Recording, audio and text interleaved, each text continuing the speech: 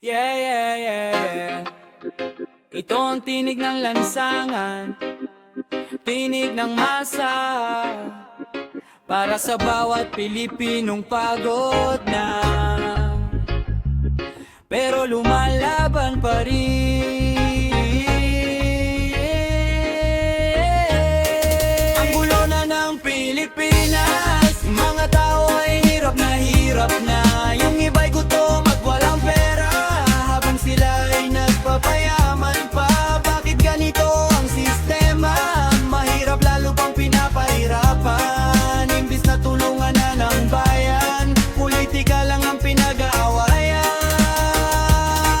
Sa kato may batang walang tsinelas, nangangarap kahit ang buhay ay salat. Nanay nagtitinda hanggang hating tabi, pero kulang pa rin pambayad sa mga utang lagi. Habang sa taas nakaalko ng opisina, puro pangako tuwing eleksyon lang masaya. Pagkatapos manalo biglang nawawala, parang bulan na nilipad ng hangin sa umaga. Tapos kapag may taong tumutulong sa masa, biglang sisiraan sa TV at media. Gagawan ng issue para lang mapabansak, kasi takot silang may ibang sumikat. Nasaan na ang hustisya? Nasaan ang pag-asa? Bakit ang totoo ay pilit tinatakwak pang, habang ang magnanakaw ay malayang nakatawa?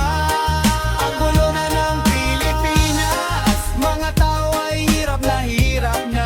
Yung iba'y gutom at walang pera, habang sila ay nagpapayaman pa. Bakit ganito ang sistema? Mahirap lalo pang pinapahirapan. Imbis na tulungan nga ng bayan, politika lang ang pinag-aawayan. Mga Pilipino, mag-isip-isip na tayo. Hanggang kailan ba tayo magpapaloko? Paulit-ulit na lang ang eksena sa eleksyon. Pagkatapos manalo tayo'y nakakalimutan. Yung mga kurakot patuloy sa pagyaman, habang ang masa lalong naghihikaho sa kahirapan. Bilyon ang nawawala pero walang makulong, samantalang simpleng mamamayan agad kinukulong. Kaya panahon na para tayo'y magkaisa, hindi sa gulo kundi sa tamang pakikibaka. Boses ng mamamayan dapat marinig, para ang katotohanan ay di na maitago. Kailangan lumabas sa kalsada para marinig ang hinaing ng masa, hindi para manggulo kundi ipaglaban karapatan ng bawat naghihirap na mamamayan. Walisin ang korupsyon sa ating lipunan para maranasan ng bayan ng tunay na kaunlaran.